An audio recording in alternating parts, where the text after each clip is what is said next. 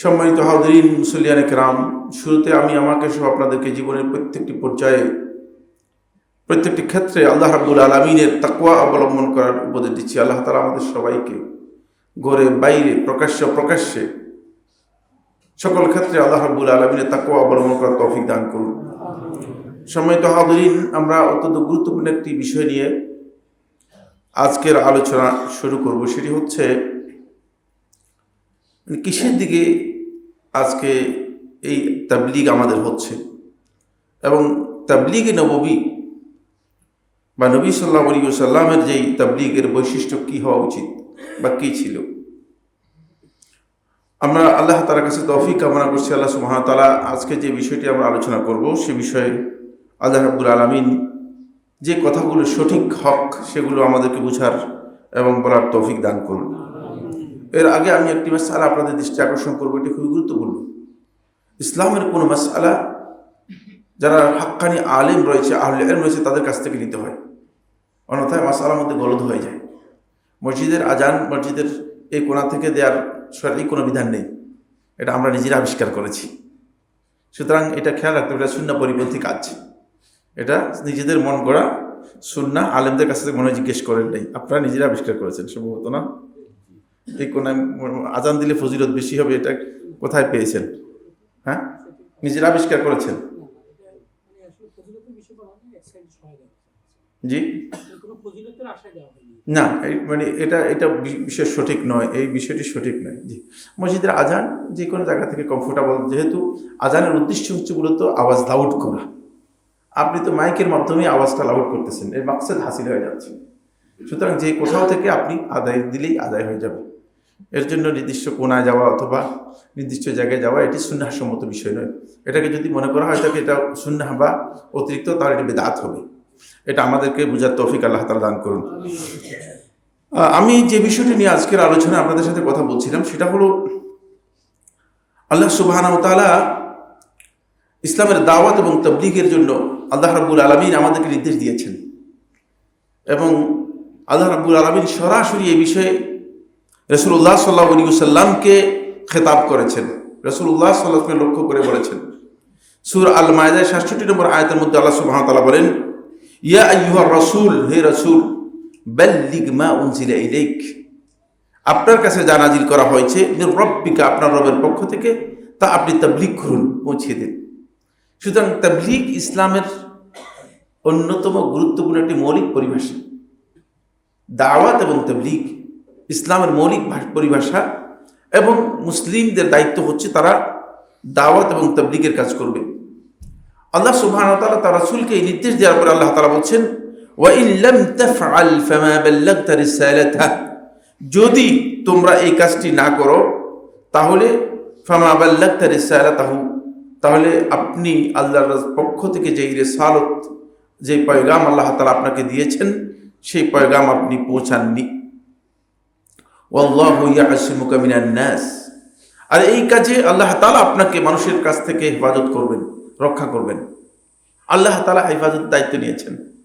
রাসূলুল্লাহ সাল্লাল্লাহু আলাইহি ওয়াসাল্লাম তাবলীগের যে দাওয়াত এবং তাবলীগের যে কাজ করেছেন সেই কাজে আল্লাহ রাব্বুল আলামিন আশ্বস্ত করেছেন প্রিয় নবী রাসূলুল্লাহ সাল্লাল্লাহু আলাইহি ওয়াসাল্লামকে যে আল্লাহ তাআলা মানুষের অনিষ্ট, ক্ষতি, বিভিন্ন ধরনের খারাপ চিন্তা বা আক্রমণ থেকে আপনাকে হেফাজত করার দায়িত্ব হচ্ছে আল্লাহ তাআলার। ইন্নাল্লাহা লা ইয়াহদিল কওমাল কাফিরিন, আর যারা কাফির বেঈমান সম্প্রদায় যারা আছে তাদেরকে আল্লাহ তাআলা হিদায়াত দেবেন না। এখানেও আল্লাহ রাব্বুল আলামিন রাসূল সাল্লাল্লাহু আলাইহি ওয়াসাল্লামকে দিক নির্দেশনা দিচ্ছেন যে আপনি হয়তো মনে করছেন যে সবাই হিদায়াত লাভ করে যাবে, না, একদল লোককে হিদায়াত তিনি দেবেনই না। সুতরাং আপনার মানে এই তাবলীগ এবং দাওয়াতের কাজের মধ্যে অস্থির হওয়ার কোনো কারণ নেই যে এই দাওয়াত এবং তাবলীগের কাজে আপনি অস্থির হয়ে মনে করবেন যে সব লোক কেন হেদায়েত লাভ করতেছে না। কোরআনে কারীমের আয়াতের মধ্যে আল্লাহ সুবহানাহু ওয়া তাআলা তার রাসূলকে নির্দেশ দিয়েছেন, তার রাসূলের মাধ্যমে এটি গোটা উম্মতের দায়িত্ব। দ্বীনের তাবলীগ এবং দাওয়াতের কাজ করা গোটা উম্মতের দায়িত্ব। কোনো সন্দেহ নেই যে দাওয়াত এবং তাবলীগের কাজ করা উম্মতের উপর ফরজ। আর বর্তমান প্রেক্ষাপটে এটি ফরজ কোনো সন্দেহ নেই, যেহেতু ইসলামের অনেক বিষয়গুলো আছে যেগুলো সম্পর্কে আমরা এখন পর্যন্ত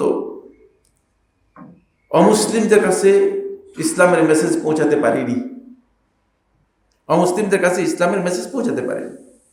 ফলে অমুসলিমদের কাছে ইসলামের যে রিসালাতের দাওয়াত, রিসালাতের যে বার্তা আছে, সেই বার্তা পৌঁছানো এটি আমাদের সকলের উপর একটা ফরজ দায়িত্ব। এই দায়িত্ব আমরা আসলে কেউ পালন করি না।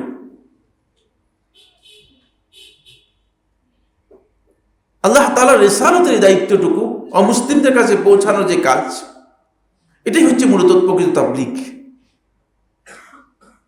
এখন আমরা মুসলমানদের মধ্যেই বিভেদ তৈরি করার জন্য তাবলীগ করতেছি। দুইটার মধ্যে বিশাল পার্থক্য রয়েছে। ওই মেসেজ আমরা পৌঁছাচ্ছি না। খুব কম সংখ্যক লোককে পাবেন যারা দাওয়াতি কাজ করতেছে, দাঈ আল্লাহের ভূমিকা পালন করতেছে, তারা অমুসলিমদের মধ্যে তাবলীগের কাজ করতেছে। এই ধরনের লোকদের সংখ্যা হাতে গোনা কয়েকজন পাবেন। আমাদের কাজ কি? আমাদের কাজ হচ্ছে আমরা মুসলিমদের মধ্যে কাজ করতেছি। কি কাজ? মুসলিমদের মধ্যে দাওয়াত এবং তাবলীগের কাজ নেই। মুসলিমদের মধ্যে কাজ হচ্ছে তালিমের কাজ। বুঝতে বিশাল ভুল হয়ে গিয়েছে। এই জন্য কাজটা পুরোটাই কি করে দিয়েছি? উল্টাই দিয়েছি। আমরাও এখন মুসলমানদের মধ্যেই দাওয়াত এবং তাবলীগের কাজটাকে আমরা অন্যদিকে নিয়ে গিয়ে তালিমের কাজ যেটা আছে সেটাকেই খুব বেশি গুরুত্ব দিচ্ছি। ফলে মুসলিমদের সংখ্যা বৃদ্ধি পাচ্ছে জন্মসূত্রে। মুসলমানদের সন্তান বেশি হওয়ার কারণে জন্মসূত্রে কি হচ্ছে? মুসলমানদের সংখ্যা বৃদ্ধি পাচ্ছে। কিন্তু নতুন ইসলাম গ্রহণ করে মুসলিমদের আগমন হচ্ছে খুব কম। অথবা মুসলমানদের দাওয়াতের কারণে, মুসলমানদের আখলাক দেখে, মুসলমানদের চারিত্রিক বৈশিষ্ট্য দেখে এবং সৌন্দর্য দেখে ইসলাম গ্রহণ করতেছে এদের সংখ্যা খুব কম। কারণ হলো ওখানে দাওয়াত এবং তাবলীগের মূল কাজই নেই। এই আয়াতে আল্লাহ সুবহানাহু ওয়া তাআলা রাসূল সাল্লাল্লাহু আলাইহি ওয়াসাল্লামকে বলেছেন, ইয়া আইয়ুহার রাসূল। রাসূলুল্লাহ সাল্লাল্লাহু আলাইহি ওয়াসাল্লামকে রিসালাতের খেতাব করেছেন কোরআনে কারীমের এই আয়াতের মধ্যে। এই জন্য কোরআনে কারীমের আয়াতের মধ্যে আল্লাহ সুবহানাহু ওয়া তাআলা রিসালাতের খেতাব করেছেন। রিসালাতের মূল দায়িত্ব হচ্ছে আল্লাহর পক্ষ থেকে যে পয়গাম আল্লাহ রাব্বুল আলামিন অবতীর্ণ করেছেন সেটা গোটা মানব সভ্যতার কাছে, গোটা মানব গোষ্ঠীর কাছে পৌঁছে দেওয়ার দায়িত্ব হচ্ছে রিসালাতের দায়িত্ব। এখানে আপনি হিন্দু, বৌদ্ধ, খ্রিস্টান বা অন্য কোনো ধর্ম অবলম্বীদের মধ্যে পার্থক্য করবেন না। তাদের কাছে আপনার বার্তা পৌঁছানোর দায়িত্ব। উপস্থিত যদি একজন করে জিজ্ঞেস করি, আমি সহ আমার মনে হচ্ছে আমরা সবাই প্রশ্নের উত্তর দিতে পারবো না যে আমি কয়জন অমুসলিমের কাছে ইসলাম নিয়ে গিয়েছি। এই প্রশ্নের উত্তর হয়তো আমাদের যথাযথ দিতে পারবো না। তার কারণ হচ্ছে আমরা এই কাজ করিনি, আমরা অন্যদিকে দাবিত হচ্ছি। আসুন, কোন দিকে দাবিত হচ্ছি? কিসের দিকে দাবিত হচ্ছে আমাদের এই তাবলীগ? কিসের দিকে দাবিত হচ্ছে এই দাওয়াত এবং তাবলীগের মেহনত বা কাজ? বাল্লিগ মা উনজিলা ইলাইক, যা আল্লাহর পক্ষ থেকে অবতীর্ণ হয়েছে সেটা পৌঁছানোর কথা বলা হয়েছে। আমার পকেট থেকে যা আছে সেটা নয়। আমার বক্তব্য আল্লাহ তাআলার কাছে অনেক বেশি গুরুত্বপূর্ণ নয়। কিন্তু আমাদের দাওয়াত এবং তাবলীগের যে মেহনত, প্রচলিত দাওয়াত এবং তাবলীগের মেহনত, অথবা আমাদের নিজেরটা একটু পরে আলোচনা করি।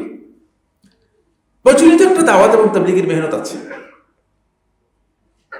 এই সমাজের মানুষ খুব ভালো করে জানে, আপনারাও জানেন, খুব ভালো করে জানেন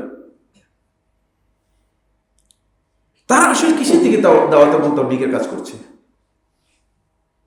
আপনি প্রথমত দেখবেন তারা ঈমান এবং তাওহীদকে বাদ দিয়ে মানুষদেরকে প্রথমে আমলের দাওয়াত দিচ্ছে। যে লোকের ঈমান তাওহীদ ঠিক নেই,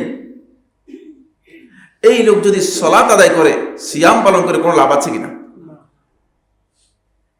50 বছর পর্যন্ত যদি আপনি সালাত আদায় করে থাকেন, আর যদি শুধুমাত্র একবার কবরে গিয়ে সিজদা করেন, আপনার এই সালাতের সামান্যতম মূল্য আল্লাহ তাআলার কাছে নেই। তাওহীদের দাওয়াত বাদ দিয়ে, তাওহীদের মেসেজ বাদ দিয়ে, ঈমানের মেসেজ বাদ দিয়ে আমরা মানুষদেরকে আমলের কথা বলছি। এতটুকু উপলব্ধির মধ্যে আমাদের আসে নাই, বা যারা এই সো কল্ড মানে দাওয়াত এবং তাবলীগের মেহনত করছেন, মাথার মধ্যে এটা আসেই নাই যে তাওহীদের বিষয়টা সবচেয়ে গুরুত্বপূর্ণ বিষয়। রাসূলুল্লাহ সাল্লাল্লাহু আলাইহি ওয়াসাল্লাম মদিনা থেকে যেই সমস্ত সাহাবীদেরকে দাওয়াত এবং তাবলীগের মিশনে প্রেরণ করেছেন আল্লাহ নবী সাল্লাল্লাহু আলাইহি ওয়াসাল্লাম, তাদের সবাইকে নির্দেশ দিয়েছেন, ফালইয়াকুন আউওয়ালা মা তাদউ ইলাইহি শাহাদাতু আল্লা ইলাহা ইল্লাল্লাহ ওয়া আন্না মুহাম্মাদার রাসূলুল্লাহ। তোমাদের সর্বপ্রথম দাওয়াত হবে তাওহীদের দাওয়াত, শাহাদাতাইনের দাওয়াত। কারণ এই তাওহীদ যদি ঠিক না হয়, তাহলে এই লোকগুলোর আমল ঠিক হবে না, কোনোদিন আমলের কোনো লাভই নেই আল্লাহর কাছে। দ্বিতীয় নম্বর যে বিষয়টি, সেটা হলো এই বিদআত মুক্ত সুন্নাহ ভিত্তিক আমল বাদ দিয়ে বিদআত ও সুফিবাদী আমলের দিকে মানুষদেরকে দাওয়াত দেওয়া হচ্ছে। আপনি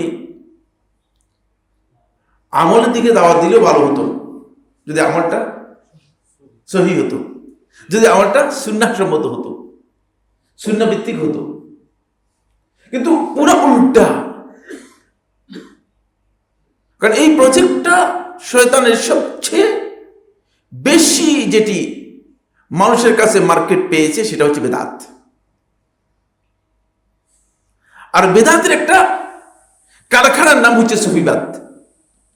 বেদাতের একটা কারখানার নাম হচ্ছে কি? সুফিবাদ। পুরাটাই বেদাতের কারখানা। শুধু একটি কিতাব, শাআরাওয়ীর লেখা একটি কিতাব যদি আপনি পড়েন, তাবাকাতুস সুফিয়্যা, তাহলে আপনি তওবা করে আপনি বলবেন যে ইন্না লিল্লাহি ওয়া ইন্না ইলাইহি রাজিউন। মুসলিম এই কাজ করতে পারে, এটা বিশ্বাস করা বৈধ নয়। এত জঘন্যতম আকীদা এবং এত জঘন্যতম আমল যেগুলো সেই কিতাবের মধ্যে উল্লেখ করেছে, এটা হচ্ছে সুফিদের কাজ। ওই সুফিবাদী আকীদা আর সুন্নাহ পরিপন্থী বেদাতি আমল, এই দিকে যদি আপনি মানুষদেরকে আহ্বান করেন, ডাকেন, তাহলে এটি ইসলামের দাওয়াত এবং তাবলীগ নয়, এটা একটা মন গড়া তৈরি করে দাওয়াত এবং তাবলীগ। একেবারে হৃদয় বিচ্ছুত একটা চিন্তাধারা। এর মধ্যে অবশ্যই সংশোধন আনা ওয়াজিব। যদি ইসলামের জন্য হয়, আল্লাহর জন্য হয়, রাসূল সাল্লাল্লাহু আলাইহি ওয়াসাল্লামের সুন্নাহর জন্য হয়ে থাকে, তাহলে অবশ্যই সেখানে বেদাত মুক্ত তাওহীদ ভিত্তিক যে দাওয়াত রয়েছে, সেই দাওয়াতকে আনতে হবে। কিন্তু সেটা দেখছি না, সেই কাজ নেই। 3 নম্বর যে পয়েন্টটি, সেটা হলো এই দাওয়াত হচ্ছে কিছু জাল দঈফ, একেবারে দুর্বল বিতর্কিত কিছু ফজিলতের দিকে। ফজিলত তো পাবেন যদি ঈমান থাকে, ফজিলত তো পাবেন যদি আপনার আমল ঠিক থাকে, ঠিক না? ফজিলত বোনাসকে পায়, যে কাজ করে সেই বোনাস পায়। এই মাসআলাও আমাদের অনেকের কাছে জানা নেই যে বোনাস কি, মানে অতিরিক্ত যে কাজই করে না তাকে বোনাস আল্লাহ তাআলা দেবেন কিনা, আদৌ দেবেন না। যে আল্লাহর বান্দাই নেই তাকে আল্লাহ রাব্বুল আলামিন বোনাস দেবেন, এই ধারণা করার কোনো সুযোগই নেই। এটা গলত, একটি বিভ্রান্ত চিন্তাধারা। এই জায়গায় আমাদেরকে যে বিষয়টি খুব ভালো করে বুঝতে হবে, সেটা হচ্ছে এই, আপনি ফজিলতের যে দাওয়াত দিচ্ছেন, আপনার ধারণা অনুযায়ী আপনি যেটাকে ফজিলতের দাওয়াত মনে করতেছেন, সেই ফজিলতের দাওয়াত যদি সহিহ হতো কোনো অসুবিধা নেই। জাল দঈফ কিছু মিথ্যা হাদিস দিয়ে ফজিলতের দাওয়াত দেওয়া হচ্ছে। ফলে ওইখানেও এমন একটা গ্যাপ, যেই দাওয়াতটা আপনি দিচ্ছেন সেই দাওয়াতটা সহি কোনো ধারার উপর দাওয়াত দিচ্ছেন। 4 নম্বর যে পয়েন্ট, সেটা হলো আপনার যেই মেহনত, আপনার যেই দাওয়াত এবং তাবলীগ, সেটা হচ্ছে আপনি কোরআন এবং সুন্নাহ বাদ দিয়ে সেখান থেকে আপনি কিছু জিনিস কি করেছেন, ইম্পর্টেন্ট করে নিয়েছেন, গুরুত্বপূর্ণ করে নিয়েছেন। কোরআনে কারীমের কোন আয়াত ইম্পর্টেন্ট, কোন আয়াত ইম্পর্টেন্ট নয়, এটা কি আপনারা বের করতে পারবেন তো ইনশাআল্লাহ? হ্যাঁ, কোনটা ইম্পর্টেন্ট বেশি, কিভাবে আপনি বের করলেন? কোরআন আপনি বাদ দিলেন, আপনি রাসূল সাল্লাল্লাহু আলাইহি ওয়াসাল্লামের হাদিস বাদ দিলেন, আপনি আপনার কাছে যেটা ইম্পর্টেন্ট মনে হয়েছে সেটাকে কি করেছেন, বাদ গ্রহণ করেছেন, আর বাকিটা বাদ দিয়েছেন। অর্থাৎ দিনটাকে আপনি কাস্টমাইজ করেছেন, আপনি আপনার দিনটাকে কি করেছেন, কাস্টমাইজ করে নিয়েছেন। আর কাস্টমাইজ করতে গিয়ে এমন এক কাজ করেছেন যেটা ইসলাম কমপ্লিটলি হারাম করেছে, যেটা ইসলাম মানুষের উপর ফরজ করেছে, সেটাকে বাদ দিয়েছেন। সেটা হচ্ছে কোরআন এবং সুন্নাহ। এগুলো পড়ার দরকার নেই। কোরআন আপনি পড়বেন, আপনি পথভ্রষ্ট হয়ে যাবেন। পথভ্রষ্ট হওয়ার কিতাব আল্লাহর কিতাব কোরআন, হিদায়াতের কিতাব, হুদাল লিন্নাস হুদাল লিল মুত্তাকিন।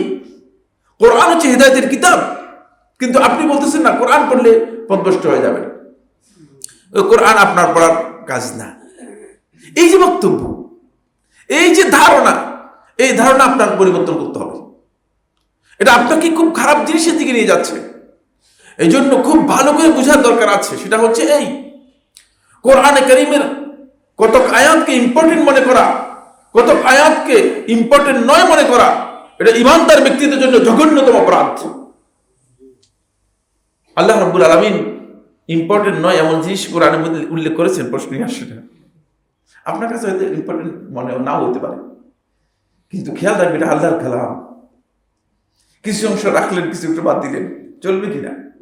অনেকে ওজিফা পড়ে, তা আমি বলি যে এই যে ওজিফার মধ্যে যে আয়াতগুলো দেখছেন, এগুলো আপনাকে কে নির্ধারণ করে দিয়েছে? কে বুঝছে যে এগুলো ইম্পর্টেন্ট না, এগুলোই পড়তে হবে আর বাকি কোরআন বাদ দিতে হবে?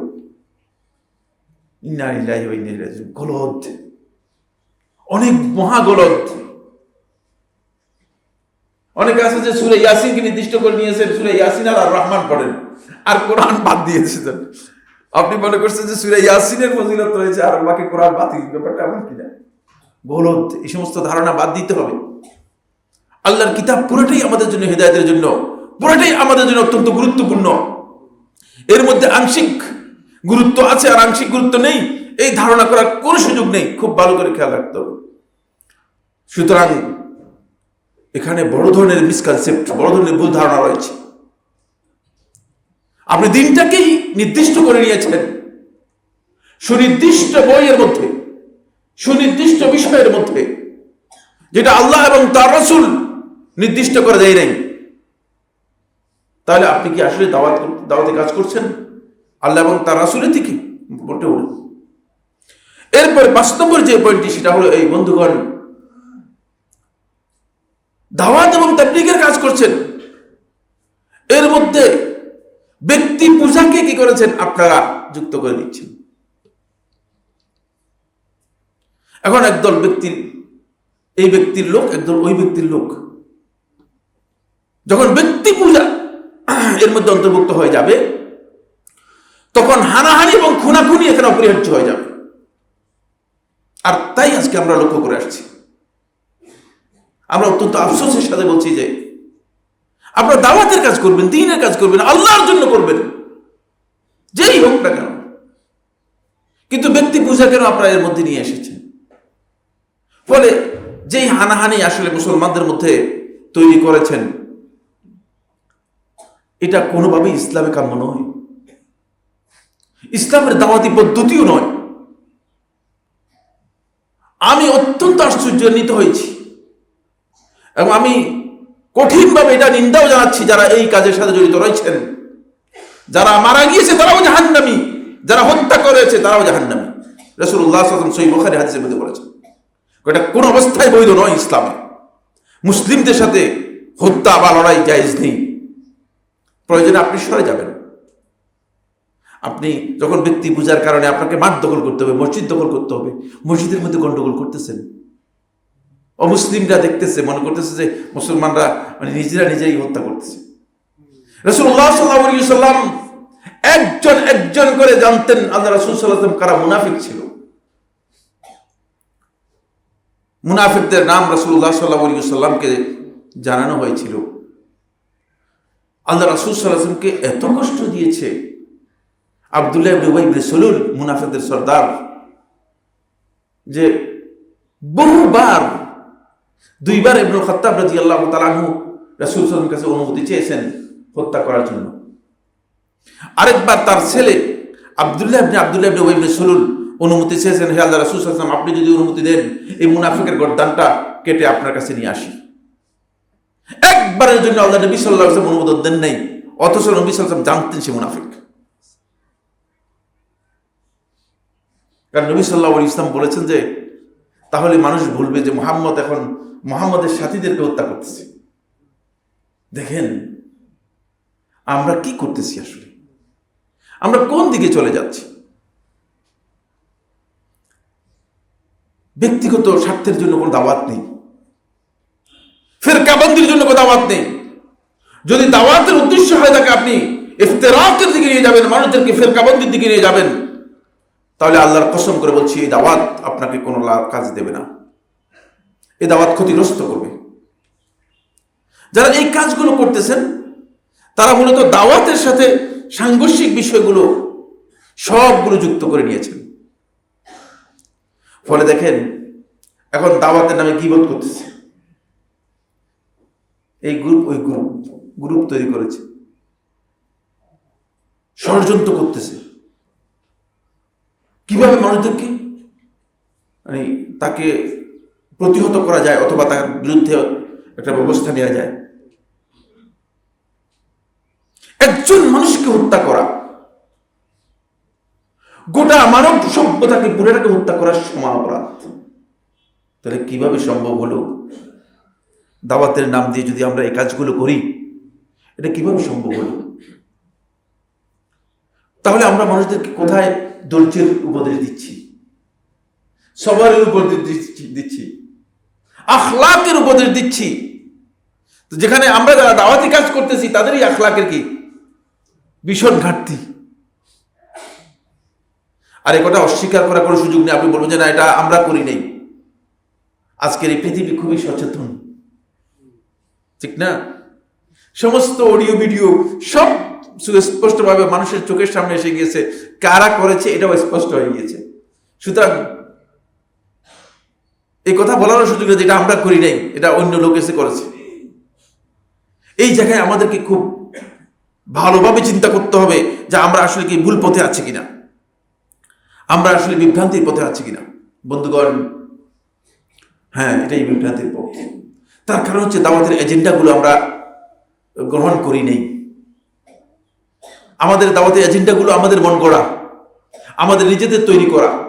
যদি এজেন্ডাগুলো আমরা রাসূলুল্লাহ সাল্লাল্লাহু আলাইহি ওয়াসাল্লাম যেভাবে দিয়েছেন সেই এজেন্ডাগুলো যদি আমরা গ্রহণ করতাম, তাহলে আমাদের দাওয়াত এই ধরনের হতো না। তখন আমার দাওয়াত একমাত্র দাওয়াত ইলাল্লাহ হতো, যেটাকে আল্লাহ সুবহানাহু ওয়া তাআলা কোরআনের মধ্যে বলেছেন, ওমান আহসানু কাওলাম মিম্মান দাআ ইলাল্লাহ। তখন আপনার কথা আল্লাহ তাআলার কাছে সবচেয়ে উত্তম কথা হতো।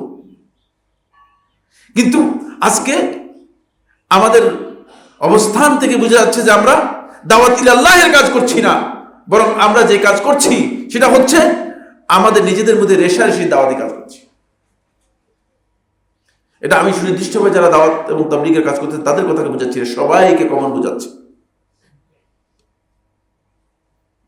মানে আমার কাছে এরকম নলেজ রয়েছে যে মানে ফিরকাবন্দি চতুর্মুখী আক্রমণ সবার মধ্যে এখন কাজ করতেছে। আমি সমস্ত ভাইদেরকে অত্যন্ত বিনয়ের সাথে আরজ করব, বন্ধুগণ, আল্লাহর কসম করে বলছি, যদি আপনি কোনো ফিরকাবন্দির দিকে মানুষকে আহ্বান করেন, আপনি দাওয়াত ইলাল্লাহর কাজ করেননি। আপনি যতই দাবি করেন না কেন, দাওয়াত ইলাল্লাহর কাজ করেননি। আপনি নিজের প্রবৃত্তি দিকে মানুষদেরকে দাওয়াত দিয়েছেন। রাসূলুল্লাহ সাল্লাল্লাহু আলাইহি ওয়াসাল্লাম এই সমস্ত গ্রুপ, এই সমস্ত দলের দিকে মানুষদেরকে দাওয়াত দিতে বলেন নেই। কোরআনে কারীমে আল্লাহ রাব্বুল আলামিন এই সমস্ত কথাগুলো কোথাও বলেন নেই। আসুন, আল্লাহ এবং তার রাসূল যে বক্তব্য দিয়েছেন তার দিকে আমাদেরকে দাওয়াত দিতে হবে। আপনার এক হাতে থাকবে কোরআন আর এক হাতে থাকবে সুন্নাহ। আপনি কোরআন এবং সুন্নাহকে হাতের থেকে রেখে দিয়ে আপনি দলের লিফলেট নিয়ে ঘুরতেছেন আর আপনি বলতেছেন আমি দাওয়াতি কাজ করতেছি। গলত। হয়তো আপনারা আমার এই কথা মনে হচ্ছে যেন আপনাদের জন্য একটু ভারী ভারী মনে হচ্ছে, কিচ্ছু করার নেই, ভারী নয় এটা। এটাই হচ্ছে হক। এই কারণে আজকে মুসলমানদের রক্তকে আমরা হালাল করে নিয়েছি। কিভাবে আমার ভাইকে আমি হত্যা করতে পারি? শুধুমাত্র এই কারণে, যেহেতু আমি গ্রুপিং এর দিকে মানুষদেরকে নিয়ে গিয়েছি, এই কারণে মসজিদের মধ্যে হানাহানি হচ্ছে। আপনারা আশ্চর্য হবেন, মসজিদ দখল করার জন্য চেষ্টা করা হচ্ছে। এক গ্রুপ আরেক গ্রুপকে তাড়ানোর জন্য চেষ্টা করতেছে, মসজিদ দখল করার জন্য চেষ্টা করতেছে। এই কারণে মাহফিল, আলোচনা, ইসলামী সম্মেলন, ইসলামী জলসা, মুসলিমরা মুসলিমদের জলসা বন্ধ করে দিচ্ছে, মুসলিমরা মুসলিমদের মসজিদ বন্ধ করে দিচ্ছে। এগুলো কি আপনারা শুনেন নাই? একজনও শুনেন নাই? হচ্ছে। হওয়ার কারণটা কি? কারণ হচ্ছে যেহেতু দাওয়াতের এজেন্ডার বাইরে আমরা মানুষের মনগড়া এজেন্ডাকে বাস্তবায়ন করার জন্য কোরআন এবং হাদিসকে হাত থেকে ছেড়ে দিয়ে মানুষের লিফলেট নিয়ে আমরা দৌড়াচ্ছি, মানুষের মিশন নিয়ে আমরা দৌড়াচ্ছি। এটা ভুল কাজ। দাওয়াতের জন্য আপনাকে খেয়াল রাখতে হবে। সূরা আরাফের ৬২ নম্বর আয়াতের মধ্যে আল্লাহ সুবহানাহু ওয়া তাআলা নূহ আলাইহিস সালাম বক্তব্য কোট করেছেন। সূরা আরাফ পুরোটাই আল্লাহ তাআলা নবীদের বক্তব্যকে কোট করেছেন। তবে নূহ আলাইহিস সালাম বলতেছেন, উবাল্লিগুকুম রিসালাতি রাব্বি, আমি আমার রবের রিসালাত তোমাদের কাছে পৌঁছাচ্ছি। এই কথাও বলতেছে না, কোন নবী এই কথা বলেন নাই জীবনে কোনোদিন যে তোমরা আমার অনুসারী হও, কুনু ইবাদাল্লি, তোমরা আমার বান্দা হয়ে যাও, তোমরা আমার গোলাম হয়ে যাও, তোমরা আমার অনুসারী হয়ে যাও। আল্লাহর পক্ষ থেকে আগত কোন নবী এবং রাসূল জীবনে কোনোদিন এই কথা বলেন নাই। তারা তো ওহীর মাধ্যমে মানুষদেরকে জানিয়েছে। তো আমরা কিসের ভিত্তিতে বলতেছি আসেন আপনার সময় আমার হাতে সাইফুল্লাহর কাছে এসে বায়াত গ্রহণ করেন? মানে সাইফুল্লাহ কে? কি কর্তৃত্ব আমার রয়েছে আল্লাহ তাআলার উপর? আপনারা সবাই আমার হাতে বায়াত গ্রহণ করেন। যিনি এই দাবি করতেছেন তিনি জঘন্যতম ইসলাম সম্পর্কে জ্ঞান রাখেন না, তার প্রত্যেকটি কাজ গলত। খেয়াল রাখতে হবে আমাদেরকে। আমি নিজে নিজে আমির ঘোষণা করে দিলাম, আমির সেজে গেলাম, এগুলো ইসলামী পদ্ধতি নয়। ইসলামী পদ্ধতি আপনাকে জানতে হবে। উবাল্লিগুকুম রিসালাতি রাব্বি ওয়া আনসাহু লাকুম, আর আমি তোমাদের জন্য কল্যাণ কামনা করছি। ওয়া আ'লামু মিনাল্লাহি মা লা তা'লামুন, কারণ তোমাদের এই যে কল্যাণ কামনা করছি, কারণ আমি আল্লাহর পক্ষ থেকে সেই জ্ঞান রাখি যে জ্ঞান তোমরা রাখো না। এই জন্য দাওয়াতের ভিত্তি হতে হবে মূলত জ্ঞান, ওহীর জ্ঞান। যার কাছে ওহীর জ্ঞান নেই তিনি কিসের দাওয়াতি কাজের জন্য যাচ্ছেন? ঘর থেকে আপনি বেরিয়ে চলে যাচ্ছেন বলে আমরা দাওয়াত ও তাবলীগের কাজে যাচ্ছি। আউযুবিল্লাহ, সূরা ফাতিহা তার শুদ্ধ নেই, সূরা ফাতিহার অর্থ জানেন না, তিনি কিসের দাওয়াত ও তাবলীগের কাজ করবেন? প্রশ্নই আসে না। গলত মাসআলা। পৃথিবীর কোন আলেম তার জন্য দাওয়াত দেওয়ার বৈধতা দিয়েছেন আমার জানা নেই। ভুল, মহাভুল।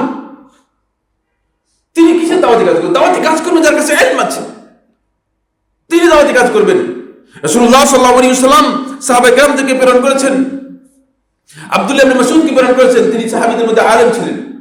আলী ইবনে আবি তালিব রাদিয়াল্লাহু আনহুকে প্রেরণ করেছেন, তিনি সাহাবীদের মধ্যে আলেম ছিলেন। মুআয ইবনে জাবাল রাদিয়াল্লাহু আনহুকে প্রেরণ করেছেন, তিনি সাহাবীদের মধ্যে আলেম ছিলেন।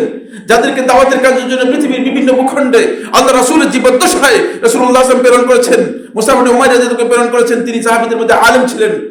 আর রাসূলুল্লাহ সাল্লাল্লাহু আলাইহি ওয়াসাল্লাম ঢালাওভাবে বলেন না যে তোমরা সবাই দাওয়াতের কাজ বেরিয়ে যাও, কারণ জাহিল ব্যক্তি গেলে ভুল কাজ করে ফেলবে, ভুল কাজ করবে। এটা দাওয়াতি পদ্ধতি নয়, এটা আমার মন গড়া তৈরি করা পদ্ধতি। এই তৈরি করা পদ্ধতি দাওয়াত হয় না। প্রত্যেকটা কাজকে আমার বন্ধুগণ আল্লাহ রাসূল সাল্লাল্লাহু আলাইহি ওয়াসাল্লাম সুন্নাহ দিয়ে আপনাকে ওজন করে দেখতে হবে। যদি সুন্নাহ সেই কাজটাকে সাপোর্ট করে, সুন্নাহর ওজনে যদি সেই কাজ টিকে তাহলে সেটা করবেন। আর সুন্নাহর ওজনে যদি সেই কাজ না টিকে তাহলে করার কোনো বিধান ইসলামের মধ্যে নেই। ইসলাম সেটাকে অনুমোদন দেয় না। এটা আমাদেরকে বোঝার জন্য চেষ্টা করতে হবে। সূরা আরাফের 79 নম্বর আয়াতের মধ্যে আল্লাহ সুবহানাহু ওয়া তাআলা সামুদ জাতির কাছে সালেহ আলাইহিস সালামকে প্রেরণ করেছেন। সামুদ জাতি সালেহ আলাইহিস সালামের কথা অস্বীকার করছে, শুধু তা নয়, বরং তাদের জন্য আল্লাহ রাব্বুল আলামিন পরীক্ষা স্বরূপ একটা উটনি দিয়েছিল, সেটাকে হত্যা করেছে। তখন ফাতাওয়াল্লা আনহুম, সালেহ আলাইহিস সালাম তাদের থেকে একটু সরে গেলেন। ওয়াকালা ইয়া কওমি, তিনি তার জাতিকে লক্ষ্য করে বললেন, লাকাদ আবলাগতুকুম রিসালাত রাব্বি, আমার রবের পক্ষ থেকে যে রিসালাত নিয়ে এসেছিলাম, যে পয়গাম নিয়ে এসেছিলাম, সেটা আমি তোমাদের কাছে কমপ্লিট পৌঁছিয়েছি, বার্তা তোমাদের কাছে দিয়েছি। ওয়া নাসাহতু লাকুম, তোমাদেরকে নসিহত করেছি, তোমাদের কল্যাণ কামনা করেছি। ওয়ালাকিন লা তুহিব্বুনান নাসিহিন, কিন্তু তোমরা নসিহতকারী মানুষ পছন্দ করো না। তোমার দেখছি অবস্থা খারাপ তোমাদের, দেখছেন, যেহেতু সরে গিয়েছেন, আল্লাহর পক্ষ থেকে ওহী প্রাপ্ত হয়েও নবী রাসূলগণ তাদের সাথে সংঘর্ষে যান নাই, যদি আল্লাহ রাব্বুল আলামিন অনুমোদন না দেন। দেখছেন, কারণ জোর করে তাদেরকে ইসলাম বানানোর দায়িত্ব আমার আছে কিনা? হ্যাঁ, এখানে যারা নামাজে আসে নাই তাদেরকে জোর করে বাসায় বাসায় গিয়ে লাঠি দিয়ে পিটায় মসজিদে আনবো, এটা আমার দায়িত্ব আছে কিনা? না, নেই। তাহলে জোর করে নামাজি বানাতে গেলে তারা বেশিরভাগ লোক উজু ছাড়া নামাজ পড়ে ফেলবে, নামাজের কোনো লাভ হবে না। আগে জ্ঞান দিতে হবে তাদেরকে। আপনি যখন জ্ঞান দীপ্ত করবেন, আলোকিত করবেন, ওই আলো থেকে তারা বুঝতে পারবে যে আসলে আমি মুসলিম হওয়া দরকার, আমি আল্লাহর বান্দা হওয়া দরকার। তখন তারা আল্লাহর বান্দা হিসেবে আপনার মধ্যে কাজ করবে, অন্যথায় আল্লাহর বান্দা হতে পারবে না। বন্ধুগণ, দাওয়াতের ক্ষেত্রে বিবাদ সম্পূর্ণরূপে পরিত্যাজ্য। দাওয়াত এবং তাবলীগের ক্ষেত্রে বিবাদ সম্পূর্ণরূপে পরিত্যাজ্য। ওয়া আলার রাসূল ইল্লাল বালাগুল মুবিন, রাসূলের দায়িত্ব হচ্ছে একটাই, তিনি সুস্পষ্টভাবে মেসেজটা পৌঁছায় দিবেন শুধু। তো আমরা মেসেজ পৌঁছাতে গিয়ে মানুষদেরকে মারতেছি কেন? কি আমাকে এই কথা বলেছে? তাহলে বুঝা গেল যে আমরা আসলে মেসেজ পৌঁছানোর জন্য যাচ্ছি না। আমরা দাওয়াত এবং তাবলীগের দ্বীনে যে কাজ রয়েছে, নবী সাল্লাল্লাহু আলাইহি ওয়াসাল্লাম যে গাইডেন্স দিয়েছেন, সেই গাইডেন্সের কাজ করতেছি না, বরং আমরা হিডেন কোনো এজেন্ডা, গোপন কোনো এজেন্ডা বাস্তবায়ন করতেছি। সতর্কতা অবলম্বন করুন। যে সমস্ত ভাইরা এই সমস্ত কাজে লিপ্ত রয়েছেন, আমি অত্যন্ত বিনয়ের সাথে তাদেরকে বলবো, আপনারা সতর্কতা অবলম্বন করুন। আপনাদের ভুল হচ্ছে, আপনাদের মাধ্যমে ইসলামের ক্ষতি হচ্ছে, মুসলমানদের বিশ্রী চেহারা সারা পৃথিবীর কাছে প্রকাশ করার চেষ্টা করা হচ্ছে, এবং ইসলামের এই ক্ষতির সাথে যুক্ত হচ্ছে, এই জাতিসত্তার ক্ষতি হবে। একটা ক্রান্তিকাল অতিক্রম করছে এই বাংলাদেশ, এটা আমার বিশ্বাস। আপনারা যারা এখানে উপস্থিত আছেন, বেশিরভাগ লোক জানার কথা। ওই ক্রান্তি লগ্নে আপনারা যখন দেশটাকে অস্থির করে দেবেন, তখন দেশটা আবার মুখ থুবড়ে ভেঙে পড়ে যেতে পারে, হতে পারে আবার ওই বেঈমান কাফেরদের দখলে চলে যেতে পারে। এই বিষয়গুলো আপনাদের বিবেচনায় আসা উচিত। উত্তেজনামূলক বক্তব্য দেওয়া যায়, আমরা ওই উত্তেজনামূলক বক্তব্য দিতে পারি না যেমন নয়, কিন্তু আল্লাহর কসম, একটি শব্দ এই মুখ থেকে আমাদের বের হয় না আল্লাহর সন্তুষ্টির বাইরে। আমরা সেটা বলি না কখনো। উত্তেজনা তৈরি করা এখানে উদ্দেশ্য নয়। উদ্দেশ্য হচ্ছে আমাদেরকে বুঝতে হবে, আমাদের ইসলাম বুঝতে হবে, আমার দায়িত্ব বুঝতে হবে, কোনখানে আমার কাজ আছে, কোনখানে আমার কাজ নেই। যেখানে আমার কনসার্ন নেই, যেখানে আমার সম্পৃক্ততা নেই, সেখানে ইমানদার ব্যক্তি অপ্রয়োজনীয় কাজে লিপ্ত হবে না। সুতরাং আমি অনুরোধ করবো, জাতিকে আমি অনুরোধ করতে চাই, সবাই এই সমস্ত ফিতনা থেকে নিজেদেরকে দূরে সরিয়ে নিন। সবাই এই ফিতনা থেকে নিজেকে দূরে সরিয়ে নিন। আল্লাহ রাসূল সাল্লাল্লাহু আলাইহি ওয়াসাল্লাম দিন মদিনার আমি এই মসজিদে একবার খুতবার মধ্যে বলেছি, আমার খেয়াল আছে। মদিনার একদিন একটা উঁচু টিলা জায়গার মধ্যে উঠলেন, মদিনার টিলাগুলোর মধ্যে একটা টিলা উঠলেন। তারপরে সাহাবীদেরকে প্রশ্ন করলেন, হে আমার সাহাবীরা, হাল তারাউনা মা আরা, তোমরা কি আমি যা দেখতেছি তা কি দেখো? কালু ইয়া রাসূলুল্লাহি লাম নারা শাইআন, বললেন হে আল্লাহর রাসূল সাল্লাল্লাহু আলাইহি ওয়াসাল্লাম, আমরা তো কিছু দেখছি না, আমরা কিছুই দেখতেছি না। তখন রাসূলুল্লাহ সাল্লাল্লাহু আলাইহি ওয়াসাল্লাম বললেন, ওয়া ইন্নী লা আরা আন্নাল ফিতানা তানজিলু মিনাস সামাই কাল কাতরি ফি বুয়ুতিকুম, আমি দেখতে পাচ্ছি যে ফিতনা বৃষ্টির ফোঁটার মতো তোমাদের ঘরগুলোর মধ্যে অবতীর্ণ হচ্ছে। খেয়াল করেন কখন বলেছেন এই যে ফিতনা, এই ফিতনা দেখা দিবে মানুষের মধ্যে। এই ফিতনা যখন দেখা দিবে তখন প্রত্যেকটি মানুষের করণীয় হচ্ছে এই ফিতনার মধ্যে তাকে সতর্কতা অবলম্বন করতে হবে। তার মুখকে সামলাতে হবে, তার হাতকে সামলাতে হবে। আল্লাহ রাসূল সাল্লাল্লাহু আলাইহি ওয়াসাল্লাম বলেছেন যে ঘরের মধ্যে যদি কোনো তরবারি থাকে সেটা ভেঙে ফেলতে হবে। ভেঙে ফেলার কথা হাদিসের মধ্যে এসেছে। কারণ অন্যথায় আপনি ফিতনায় নিমজ্জিত হয়ে যেতে পারেন, শয়তান আপনাকে এখানে কাজে লাগাতে পারে। এই জন্য গোটা উম্মাহকে আমি বলতে চাই এই সমস্ত ফিতনা থেকে বাঁচার জন্য সতর্কতা অবলম্বন করবেন। আমরা কোনো ব্যক্তির পূজারী নই। ইসলাম কোনো ব্যক্তির পূজারী কিনা? মুহাম্মদ সাল্লাল্লাহু আলাইহি ওয়াসাল্লাম পূজা বা ইবাদত করতে আমাদেরকে বলা হয়েছে কিনা? যেখানে মুহাম্মদ সাল্লাল্লাহু আলাইহি ওয়াসাল্লামের ইবাদত করতে বলা হয় নাই সেখানে অমুক টুমুকের ইবাদতের প্রশ্নই আসে না। কি এই সেই ব্যক্তি? আমরা আলেমদেরকে সম্মান করব, আলেমদের মর্যাদা দেব। খবরদার কিন্তু আলেমদের জন্য ইসলামকে বিকৃত করবেন। যদি কোনো আলেম সাপোর্ট করে থাকে আমি আল্লাহর কসম করে বলছি তিনি আলেম নন, আলেম নামের কলঙ্ক। তিনি আলেম নামের কলঙ্ক। এই বিষয়গুলো আমাদেরকে সামনে রাখতে হবে। বন্ধুগণ, সময়ের কারণে আর বেশি আলোচনা করতে চাই না। মূল পয়েন্টগুলো আমি শুধুমাত্র পয়েন্ট আকারে বলে দিব। এই দাওয়াত এবং তাবলীগের মূল হাদাফ হচ্ছে যেটি, সেটা হলো এই মানুষের আকীদাকে আপনাকে পরিশুদ্ধ করতে হবে। কারণ একজন ব্যক্তির আকীদা পরিশুদ্ধ না হলে তার আখলাক জীবনে কোনোদিন পরিশুদ্ধ হবে না, তার আমল জীবনে কোনোদিন পরিশুদ্ধ হবে না, তার কথাবার্তা জীবনে কোনোদিন পরিশুদ্ধ হবে না, তার চালচলন কোনোদিন জীবনে পরিশুদ্ধ হবে না। এই জন্য আকীদার বিষয়টি সবচেয়ে বেশি গুরুত্বপূর্ণ। এই দাওয়াতের মানহাজের মধ্যে সবচেয়ে গলত মানহাজ হচ্ছে যে আকীদা বাদ দিয়ে দাওয়াত শুরু করা। আকীদা পরে, এমনকি একদল লোক বলতেছে ভাই আকীদার আলোচনা পরে রাখেন না, আগে মানুষগুলো নামাজি হোক।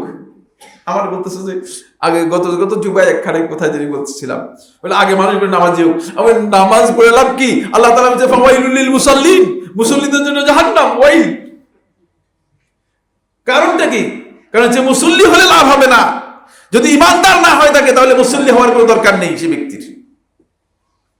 ভুল মাসআলা দিচ্ছেন, ভুল বক্তব্য দিচ্ছেন, ভুল গাইডলাইন দিচ্ছেন মানুষদেরকে। তাদের ঈমানকে শুদ্ধ করতে হবে, তাদের আকীদা শুদ্ধ করতে হবে। যখন তাওহীদ নিয়ে শিরক মুক্ত হয়ে ঈমানকে বলিষ্ঠ করবে তখন আপনি দেখবেন যে তার আমল এমনিতেই হয়ে যাচ্ছে। আমলের জন্য এটা খুব গুরুত্বপূর্ণ। রাসূলুল্লাহ সাল্লাল্লাহু আলাইহি ওয়াসাল্লাম এই কারণে গোটা মাক্কি জিন্দেগিতে 13 বছর পর্যন্ত শুধুমাত্র তাওহীদের দাওয়াত দিয়েছেন, শুধুমাত্র তাওহীদের দাওয়াত দিয়েছেন। ওই যাদেরকে তাওহীদের দাওয়াত দিয়েছেন তাদেরকে 2 বছরের মাঝে এই সমস্ত ইবাদত তাদের জন্য কি করেছেন? ঘোষণা করে দিয়েছেন। সব ইবাদত তাদের ঘোষণা করে, কারণ তাওহীদ ঠিক হয়ে যাওয়ার কারণে ইবাদত পালন করতে কোনো অসুবিধা নেই। কিন্তু আমাদের 60 বছর পর্যন্ত ব্যক্তি রয়ে গিয়েছে, তিনি আজকের দিন পর্যন্ত নামাজে আসে না। নামাজে আসে না কেন? তার তাওহীদই ঠিক নেই। আপনি বুঝেননি, আপনি উল্টা বুঝাচ্ছেন। আপনি বলছেন লোকটাকে নামাজি বানাবো। নামাজি বানাবেন কোত্থেকে? নামাজি বানাতে হলে তার আগে আসল জিনিস ঠিক করতে হবে। 2 নম্বর যে পয়েন্টটি খুবই গুরুত্বপূর্ণ সেটা হচ্ছে বন্ধুগণ, মানুষদেরকে জ্ঞান দিতে হবে দিনের। দিনের জ্ঞান ছাড়া কোনোভাবেই মানুষ যদি ইসলাম সম্পর্কে না জানে, মানুষ যদি ঈমান সম্পর্কে না জানে, আল্লাহ তাআলার ইবাদত সম্পর্কে না জানে, তাহলে সে ব্যক্তি ইবাদত করবে, তার ইবাদতের কোনো মর্যাদা হবে না, আন্দাজের উপর ইবাদত। এমনকি ফরজ সালাত পর্যন্ত অনেক লোকে জানে না। ইলম দিতে হবে আগে। ইলমের রাস্তা বাদ দিয়ে আপনি শুধুমাত্র তাকে বলতেছেন যে আসেন আমরা গাট্টি কোট্টা নিয়ে মসজিদে মসজিদে ঘুরি, কি লাভ হবে করলে? কিচ্ছু হবে না। এদেরকে ইলম দেওয়ার জন্য আপনাকে জায়গা তৈরি করতে হবে। দুর্ভাগ্যের বিষয় হচ্ছে আমাদের মসজিদগুলো চোরের ভয় অথবা কার ভয় আমি জানি না, নামাজ শেষ তো মসজিদ লক। এখানে ইলম নিবে করতে মাসাজিদু মুআমিরাতুন ওয়া হিয়া খারাব মিনাল হুদা, হেদায়েতের নামগন্ধ মসজিদের মধ্যে নেই। আর হেদায়েত দিবে কোথা থেকে? মসজিদের ইমাম আর মুয়াজ্জিন এমন অবস্থাতে মানে চোখে লজ্জায় কষ্টে মানে নিজেকে নিজে এত হেয় মনে হচ্ছে যে মসজিদের মধ্যে পর্যন্ত জেনা করতেছে। এগুলো খবরের মধ্যে আসে। কত নিম্নমানের অবস্থা আমাদের তৈরি হয়ে গিয়েছে। এরা আবার নিজেদেরকে আলেমও দাবি করতেছে। নাউজুবিল্লাহ মিন যালিক। বন্ধুগণ, সংশোধনের পথে আসতে হবে। মানুষদেরকে জ্ঞান দিন যাতে মানুষ আলোকিত হয়। তাহলে মানুষ এই অন্যায়ের কাজের দিকে দাবিতে হবে না। মানুষদেরকে নিজের অনুচর, অনুসারী, অনুরক্ত, ভক্ত বানাবেন না। তাহলে আপনি ইসলামে দাওয়াত দেন নেই, আপনি নিজের দাওয়াত দিয়েছেন। আমার কাছে প্রচুর লোক আসে, যেখানেই যাই যেখানেই দেখা হয়, বুঝলেন না, ছবি তোলার জন্য আর বলে হুজুর আমি আপনার ভক্ত। আর নাউজুবিল্লাহ মিন যালিক, আল্লাহর কাছে আমি ক্ষমা চাই। আমার ভক্ত হলে তাহলে গুনার কাজ করেছেন, তাহলে আপনি গুনার কাজ করেছেন। কারণ আমি জীবনে কোনোদিন কাউকে ভক্ত হতে বলিনি, তাহলে এই গুনার কাজটা আপনি করেছেন। আল্লাহর কাছে আমি ক্ষমা চাই। আমি কোনোদিন মানুষকে ভক্ত হওয়ার জন্য বলিনি। এই জন্য খেয়াল রাখবেন, মানুষদেরকে নিজের ভক্ত তৈরি করার চেষ্টা করবেন না, তাহলে আপনি নিজে সবচেয়ে বেশি ক্ষতিগ্রস্ত হয়ে যাবেন। আমার বন্ধুগণ, এরপরে যে বিষয়টি খুবই গুরুত্বপূর্ণ সেটা হচ্ছে এই শান্তি এবং উদারতা আমাদের মধ্যে আসতে হবে। ভুল হবেই, আমার ভুল হবে না এই কথা যদি আমি বলে থাকি তাহলে আমি ভুল বলেছি। মানুষের ভুল হতে পারে, মানুষের কাজের মধ্যে ভুল হওয়া স্বাভাবিক। একজন আলেমের ভুল হতে পারে, ইজতিহাদের মধ্যে ভুল হতে পারে। ইজতিহাদের মধ্যে ভুল হলে কোন পর্যায়ে ভুল হয়েছে? সে কি দিন থেকে খারিজ হয়ে গিয়েছে? সে কি কাফির হয়ে গিয়েছে? এটা আমাদেরকে বুঝতে হবে। আমি এক্সট্রিম যেন না হই। আমার উদারতা কোথায়? ইসলাম যে শান্তির বিষয়টি আমরা যাতে করে সহ অবস্থান করতে পারি, সেই বিষয়গুলো কোথায়? আপনি আপনার মুসলিম ভাইয়ের জন্য অন্তরের মধ্যে বিদ্বেষ পোষণ করবেন, তাহলে তো আপনি আসলে ইসলামের শিক্ষা গ্রহণ করেননি, ইসলামের শিক্ষা গ্রহণ করেন নাই। সেই বিষয়টা আমাদেরকে খেয়াল রাখতে হবে। এরপরে যে পয়েন্টটি সেটা হলো এই গুরুত্বপূর্ণ পয়েন্ট, সেটা হলো বন্ধুগণ, মুসলমানদের মধ্যে দাওয়াতি কাজের জন্য সবচেয়ে গুরুত্বপূর্ণ দিক হচ্ছে আখলাককে ঠিক করতে হবে। কারণ দাওয়াতি কাজের বুনিয়াদ হচ্ছে আখলাক, চরিত্র। আপনারা জানেন এই দেশে মানুষগুলো মুসলিম হয়েছে কাদের মাধ্যমে জানেন তো? আরব ব্যবসায়ীদের মাধ্যমে। ব্যবসায়ী এই অঞ্চলে হয়েছে, চট্টগ্রাম হয়ে, এভাবে হয়ে, শ্রীলঙ্কা হয়ে, মালয়েশিয়া, এই অঞ্চলে ব্যবসায় আসতো। তাদেরকে দেখে দেখে ইসলাম গ্রহণ করেছে। ওই ব্যবসায়ীদের আখলাক দেখে যদি ইসলাম গ্রহণ করতে পারে, আমি আলেমের আখলাক দেখে ইসলাম গ্রহণ করতে পারবে না, তাহলে আমি কোন পর্যায়ের আলেম? আমাদের আখলাক থেকে তো মানুষ ইসলাম গ্রহণ করছে না, মানুষ ইসলামের দিকে উদ্বুদ্ধ হচ্ছে না। এই অঞ্চলের বেশিরভাগ লোক ইসলাম গ্রহণ করেছে, ঐতিহাসিকভাবে প্রমাণিত হয়েছে ব্যবসায়ীদের মাধ্যমে। এখান থেকে বোঝা যায় যে আমাদের আখলাক তৈরি করতে হবে। দাওয়াতের বুনিয়াদ হচ্ছে আখলাক। বন্ধুগণ, আখলাকের উপরে কোনো মেহনত নেই, নিজের অন্তরটাকে পরিচ্ছন্ন করার জন্য কোনো মেহনত নেই। আপনার অন্তরের মধ্যে যত প্রকারের ব্যাধি আছে, যত প্রকার রোগ আছে, সকল রোগ আপনার অন্তরের মধ্যে একেবারে কিলবিল করছে, রোগে ভরপুর হয়ে গেছে। আপনি রোগাক্রান্ত হয়ে আপনি খুবই ভয়ঙ্কর অসুস্থ, কিন্তু একদিনের জন্য আপনি চিকিৎসা নিচ্ছেন না, আপনার অন্তর চিকিৎসা নাই। তাহলে এই অন্তর দিয়ে আপনি মানুষ হত্যা করবেন না? কি করবেন? এটা বিদ্বেষপূর্ণ অন্তর, হিংসায় ভরপুর। এটা দিয়ে আপনি মানুষ হত্যা করবেন। আপনাকে দিয়ে শয়তান মানুষ হত্যা করাতে পারবে, কিন্তু আমাকে দিয়ে কিয়ামত পর্যন্ত শয়তান মানুষ হত্যা করতে পারবে না, বরং আমাকে হত্যা করে ফেলতে পারবে। এই বিষয়ে জানতে হবে। বন্ধুগণ, এই সতর্কতা অবলম্বন করুন। দাওয়াতি কাজ করতে হলে দাওয়াতের জন্য সবচেয়ে বড় পুঁজি, আমি সবচেয়ে বড় পুঁজি হিসেবে মনে করে থাকি, সবচেয়ে বড় দাওয়াতের এলিমেন্ট হচ্ছে আপনাকে আখলাকটাকে আপনার সঠিক করতে হবে। আখলাকটা খুব গুরুত্বপূর্ণ। ফলে রাসূলুল্লাহ সাল্লাল্লাহু আলাইহি ওয়াসাল্লাম বলেছেন, আকমালুল মুমিনিনা ঈমানান আহসানুহুম খুলুকা। মুমিনদের মধ্যে সবচেয়ে পরিপূর্ণ ঈমানের ব্যক্তি, ঈমানদার ব্যক্তি ওই ব্যক্তি হবে যে চরিত্রের দিক থেকে তার সবচেয়ে সর্বোত্তম চরিত্রের অধিকারী। ফলে রাসূলুল্লাহ সাল্লাল্লাহু আলাইহি ওয়াসাল্লাম ছিলেন সবচেয়ে সর্বোত্তম চরিত্রের অধিকারী। এই জায়গায় আমাদেরকে আসতে হবে। বন্ধুগণ, এরপরে যে বিষয়টি খুবই গুরুত্বপূর্ণ সেটা হচ্ছে এই মুসলিমদের মধ্যে ইসলামের চেতনাটাকে, ইসলামের ভালোবাসাটাকে মুসলিমদের মধ্যে আপনাকে জাগ্রত করতে হবে। নবী সাল্লাল্লাহু আলাইহি ওয়াসাল্লাম সাহাবায়ে কেরামদের অন্তরের মধ্যে ইসলামের প্রতি ভালোবাসাটাকে অনেক বেশি গুরুত্ব দিতেন। এখন আমরা এর উল্টা কাজ করছি। ইসলামের প্রতি ভালোবাসা বাদ দিয়ে আমরা ব্যক্তি, গ্রুপ, দল, সম্প্রদায় এগুলোর প্রতি ভালোবাসাকে অগ্রাধিকার দিচ্ছি। এই ভালোবাসাটুকু আপনার ইসলামের জন্য হবে, এই ভালোবাসা আল্লাহর জন্য হবে। এই জন্য রাসূলুল্লাহ সাল্লাল্লাহু আলাইহি ওয়াসাল্লাম মান আহাব্বা লিল্লাহি ওয়া আবগাদা লিল্লাহি ওয়া আতা লিল্লাহি ওয়া মানা লিল্লাহি, যে ব্যক্তি আল্লাহর জন্য ভালোবাসবে, যে ব্যক্তি আল্লাহর জন্য কাউকে ঘৃণা করবে, যে ব্যক্তি আল্লাহর জন্য কাউকে দেবে, যে ব্যক্তি আল্লাহর জন্য কাউকে না দেওয়া থেকে বিরত থাকবে, ফাকাদ ইস্তাকমালাল ঈমান, সে ঈমানটা পরিপূর্ণ করতে পারবে, ঈমানটাকে পরিপূর্ণ করতে পারবেন। এই জায়গায় আপনার এবং আমাদের বেশিরভাগই ভালোবাসা এবং ঘৃণা এখন আমাদের নিজস্ব খাহেশের জন্য। আপনি আমাকে ঘৃণা করেন কেন? এই জন্য যে সাইফুল্লাহ ভাই আমাদের দলের লোক না, লোকটা খারাপ না, কিন্তু আপনি তো ভালো বলবেন না আমাকে কোনোদিন। এমন আছে বুঝুন লোক আছে, বলছে না সাইফুল্লাহ একজন বড় ক্রিমিনাল, কিন্তু আপনি আমাকে খারাপ বলবেন না, বলবেন লোকটা খারাপ না, কিন্তু আমাদের দলের লোক না। আল্লাহর কসম, আপনি ভুল বুঝেছেন। আপনি নিজের সংকীর্ণতাকে বহিঃপ্রকাশ করেছেন, আপনার সংকীর্ণতা বহিঃপ্রকাশ ঘটেছে। এই সংকীর্ণতা থেকে বেরিয়ে আসতে হবে। ইসলামের যে ওয়াইড প্রশস্ত যেই ময়দান আছে, প্রশস্ত যে পরিধি আছে, সেই পরিধির মধ্যে আসার জন্য আমাদেরকে চেষ্টা করতে হবে। তাহলে আমরা আমাদের মুসলিম ভাইদেরকে মূল্যায়ন করতে পারবো, তাদের হক আদায় করতে পারবো। অন্যথায় মুসলমানদের হক আপনার দ্বারা আদায় হবে না, আপনি মুসলমানদেরকে বেঈমান মনে করবেন। অনেক লোকই আছে মুসলিমদেরকে, তারা মনে করতেছে মুসলিম না, এর দিন ঠিক নেই। হ্যাঁ, দিন ঠিক নেই, ভুল হতে পারে, ভুল সংশোধন করার জন্য চেষ্টা করুন।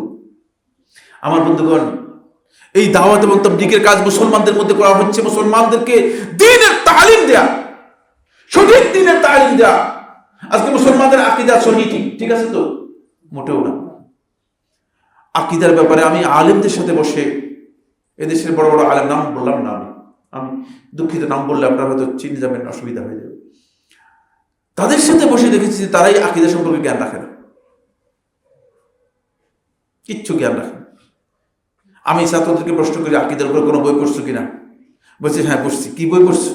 বলে আকীদা নাসফিয়া। জানে না যে এটা আকীদা নাসফিয়া ইসলামী আকীদার বই নয়, এটা হচ্ছে মুতাকাল্লিমিনদের আকীদার বই। এতটুকু জ্ঞান পর্যন্ত নেই। নিচের ক্লাস থেকে আরম্ভ করে সরকারি মাদ্রাসা কামিল পর্যন্ত পড়েছি, কওমি মাদ্রাসায় দাওরা হাদিস ইফতা পর্যন্ত আমি পড়েছি। আকীদার বই একটাই, আকীদা নাসফিয়া। বুঝতে পেরেছি? এটা থেকে আকীদা শিখতে পারবেন না, এটা আকীদার বইই না, এটা হচ্ছে মুতাকাল্লিমিনদের একটা বই, ইলমুল কালামের বই আর কি, অনেকটা যুক্তির উপর নির্ভরশীল বই। যাই হোক, এই কারণে তো আমাদের আকীদার মধ্যে সমস্যা। আকীদার কোনো মৌলিক বই পড়ানো হয় না, সিলেবাসে না থাকলে ছাত্ররা কোথা থেকে শিখবে? আমি ছাত্রদেরকে দোষারোপ করতেছি না। যখন ওই ছাত্রদের ওস্তাদ থেকে যখন জিজ্ঞেস করেছি, ওস্তাদরা বলছে যে না, মানে এগুলো আমাদের আকীদা না, একেবারে ডাইরেক্ট অস্বীকার করেছে, বলছে না এগুলো আমাদের আকীদা না। তো আপনাদের আকীদা না হলে আপনারা মাদ্রাসায় এগুলো পড়াচ্ছেন কেন? কোনো উত্তরও নেই। এই যে অবস্থা, এই যে লেজে গোবর অবস্থা, এগুলোই মূলত আজকে মুসলিমদেরকে ইসলামী চেতনা থেকে, ইসলামের উদারতা থেকে, ইসলামের শিক্ষা থেকে মুসলিমদেরকে কি করতেছে? অন্যদিকে নিয়ে যাচ্ছে, অন্যদিকে নিয়ে যাচ্ছে। আসুন আমরা আসলেই আল্লাহ রাসূল সাল্লাল্লাহু আলাইহি ওয়াসাল্লাম যেদিকে আমাদেরকে দাওয়াত দিয়েছেন সেই দিকে যেন আমরা দাওয়াত দিতে পারি। আল্লাহ তাআলা আমাদেরকে তৌফিক দান করুন। এখানে একটি বিষয় খুবই গুরুত্বপূর্ণ, সেটা হচ্ছে এই, যদি ইলম না থাকে আপনি দাওয়াতি কাজে যাবেন, আপনি ভুল দাওয়াত মানুষদেরকে দিবেন, ভুল একটা মেসেজ মানুষের কাছে পৌঁছাবেন। আরেকটি বিষয় খুবই গুরুত্বপূর্ণ, সেটা হলো এই দাওয়াতের দুটি সাইড। শুধুমাত্র মানুষদেরকে বলবেন যে ভালো কাজ করুন, খারাপ কাজ থেকে মানুষদেরকে নিষেধ করবেন না, এটি ইসলামী দাওয়াতের পরিপন্থী।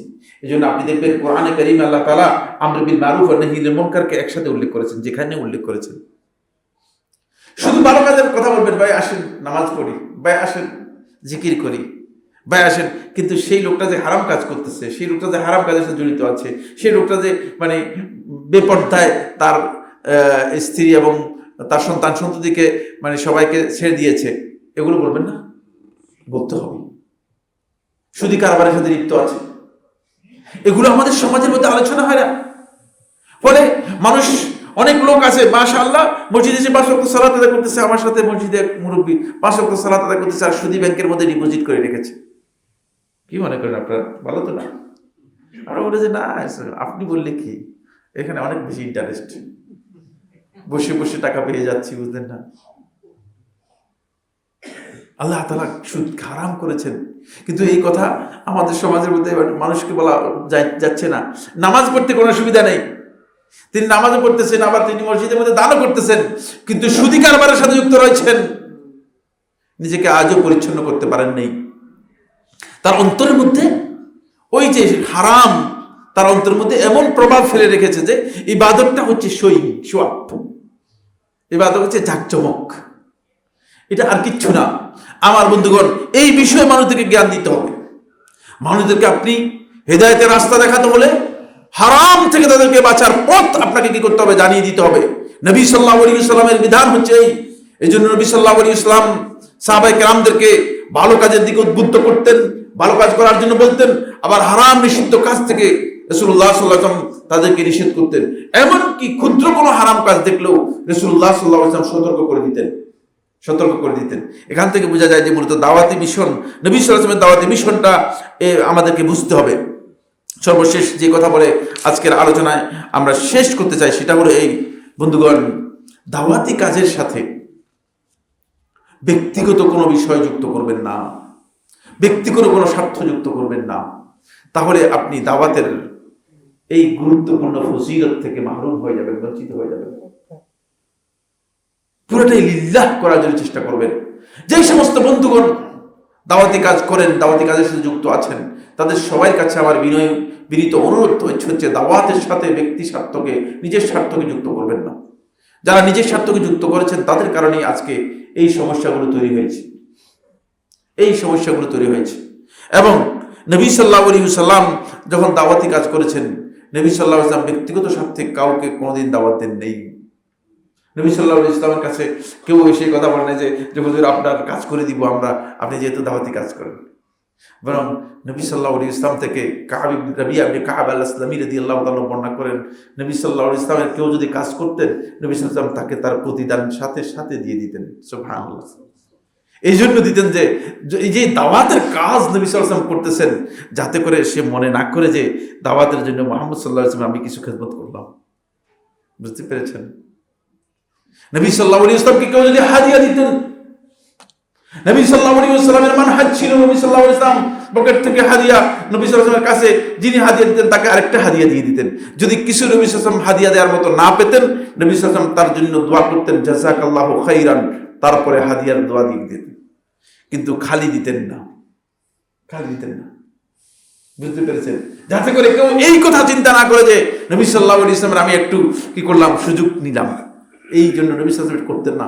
দাওয়াতকে আল্লাহর জন্য করুন, তাহলে দেখবেন যে এই হানাহানি রেষারেষি সবটাই উঠে যাবে এবং আমরা আল্লাহর দিকে মানুষদেরকে দাওয়াত দিতে পারবো।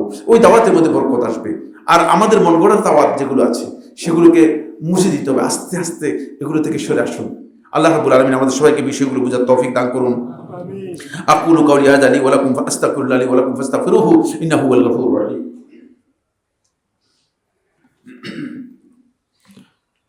আলহামদুলিল্লাহ আলা ইহসানিহি ওয়া শুকরু লাহু আলা তাওফীকিহি ওয়া ইমতিনানিহি ওয়া আশহাদু আল্লা ইলাহা ইল্লাল্লাহ ওয়াহদাহু লা শারীকা লাহু তা'যীমান লিশানিহি ওয়া আশহাদু আন্না মুহাম্মাদান আবদুল্লাহি ওয়া রাসূলুহু আদ-দাঈ ইলা রিদওয়ানিহি ওয়া আলা আলিহি ওয়া আসহাবিহি ওয়া ইখওয়ানিহি ইবাদাল্লাহ রাহিমাকুমুল্লাহ ইন্নাল্লাহা আমারাকুম বিআমরিন কারীম আলা ওয়া হুস সালাতু ওয়াস সালামু আলা নাবিয়িল কারীম ফাকালা ফি মুহকামিত তানজিল ইন্নাল্লাহা ওয়া মালাইকাতাহু ইউসাল্লুনা আলান নাবী ইয়া আইয়ুহাল্লাযীনা আমানু সাল্লু আলাইহি ওয়া সাল্লিমু তাসলিমা আল্লাহুম্মা সাল্লি আলা মুহাম্মাদ ওয়া আলা আলি মুহাম্মাদ কামা সাল্লাইতা আলা ইব্রাহিম ওয়া আলা আলি ইব্রাহিম ফিল আলামিন ইন্নাকা হামিদুম মাজিদ ওয়া বারিক আল্লাহুম্মা আলা মুহাম্মাদ ওয়া আলা আলি মুহাম্মাদ কামা বারাকতা আলা ইব্রাহিম ওয়া আলা আলি ইব্রাহিম ফিল আলামিন ইন্নাকা হামিদুম মাজিদ وارض اللهم عن الخلفاء الراشدين الأئمة المهديين أبي بكر وعمر وعثمان وعلي وعن سائر أصحاب محمد صلى الله عليه وسلم أجمعين اللهم أعز الإسلام والمسلمين اللهم أعز الإسلام والمسلمين রব্বুল আলামিন গোটা পৃথিবীর বিভিন্ন ভূখণ্ডে মুসলিমরা চরমভাবে নির্যাতিত হচ্ছে। রব্বুল আলামিন মুসলিমদের উপর অত্যাচার ব্যাপক হয়ে গিয়েছে। রব্বুল আলামিন আপনার পক্ষ থেকে মুসলমানদেরকে সাহায্য করুন। রব্বুল আলামিন আপনার পক্ষ থেকে মুসলমানদেরকে সাহায্য করুন। ইসলাম ও মুসলমানদের দুশমন যারা আছে তাদেরকে ধ্বংস করে দিন রব্বুল আলামিন। তাদের উপর আপনার আযাব নাযিল করে রব্বুল আলামিন তাদেরকে ধ্বংস করে দিন। এক ভাই আমাদের এই মসজিদেরই সম্ভবত সদস্য ওপেন হার্ট সার্জারি হয়েছে। আল্লাহ রাব্বুল আলামিন তাকে আল্লাহ রাব্বুল আলামিন দ্রুত সুস্থ করে দিন। আমাদের মধ্যে যারা অসুস্থ আছি আমরা আল্লাহ রাব্বুল আলামিনের কাছে দোয়া করি আল্লাহ সুবহানাহু ওয়া তাআলা আমাদের সবাইকে সুস্থ করে দিন। অভাব যাদের রয়েছে, ঋণ যাদের রয়েছে, সমস্যা যাদের রয়েছে তাদের অভাব ঋণ সমস্যা আল্লাহ সুবহানাহু ওয়া তাআলা মেহেরবানি করে দূর করে দিন। আল্লাহ রাব্বুল আলামিন মুসলমানদের মধ্যে যেই হানাহানি তৈরি হয়েছে এই হানাহানিকে আল্লাহ রাব্বুল আলামিন মেহেরবানি করে দূর করে দিন। ইসলামের যে সম্প্রীতি আছে সে সম্প্রীতি মুসলমানদের মধ্যে আল্লাহ রাব্বুল আলামিন আপনি কায়েম করে দিন। আলেমদের মধ্যে যে ভুল বুঝাবুঝি আছে সেই ভুল বুঝাবুঝিকে দূর করে দিন রব্বুল আলামিন। আমাদের এই দেশটাকে রব্বুল আলামিন আপনি এদেশের মধ্যে শান্তি নাজিল করে একটা সম্প্রীতিপূর্ণ সৌহার্দ্যপূর্ণ একটা সামাজিক রাষ্ট্র হিসেবে আপনি এটাকে কবুল মঞ্জুর করুন। এই দেশের উপর শান্তি নাজিল করুন। এই দেশের বিরুদ্ধে যত ষড়যন্ত্র আছে সেগুলো দূর করে দিন রব্বুল আলামিন।